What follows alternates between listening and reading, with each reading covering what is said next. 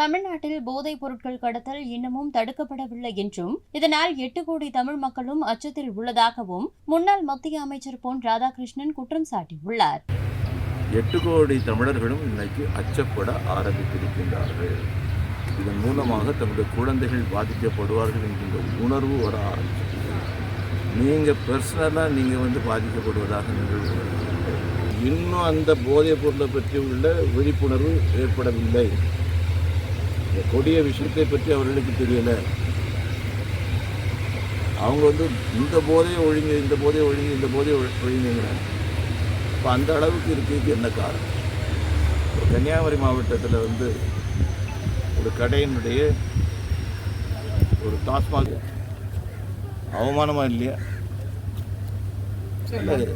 ஒரு கேடுகட்ட அரசாங்கமாக தமிழக அரசாங்கம் மாறிக்கொண்டிருக்கிறது. இதெல்லாம் தடுக்கப்படவில்லை என்று சொன்னால் தமிழகத்தை காப்பாற்ற முடியாது. இதுக்கு மத்திய அரசு ஒரு பிரதான அரிசி இன்னைக்கா போகுது. அரிசி எண்ணெயிலிருந்து போக ஆரம்பிச்சது. அரிசி எண்ணெயிலிருந்து போக ஆரம்பிச்சுன்னு சொன்னால் 67 என்னைக்கு இவர்கள் ஆட்சிக்கு வந்தார்களோ அன்று துவங்கி இந்த ஆட்சி காலத்தில் எல்லாம் இங்கே கிடச்சிட்டு இருக்காரு. அதில் வியப்பதற்கு ஒன்றுமில்லை. தடுக்கப்பட வேண்டிய விஷயம், தடுத்தாக வேண்டும். தமிழகத்தில் இருக்கக்கூடிய மக்களுக்கு சரியான முறையில் உணவு கிடையாது. இங்கேருந்து அரிசி போகுது, மலையை உடைச்சி கொண்டு போயிடுறாங்க. இன்னொரு 5 வருஷம் இவங்க வந்துட்டாங்கன்னு வைங்களா, என்னாகும்? மேற்கு தொடர்ச்சி மலை கேரளத்தில் இருந்து ஆரம்பித்து மராட்டியம் வரைக்கும் அங்கே போகுதுன்னு போடுவாங்க. அப்போது தமிழ்நாட்டினுடைய மேற்கு தொடர்ச்சி மலை எங்கே?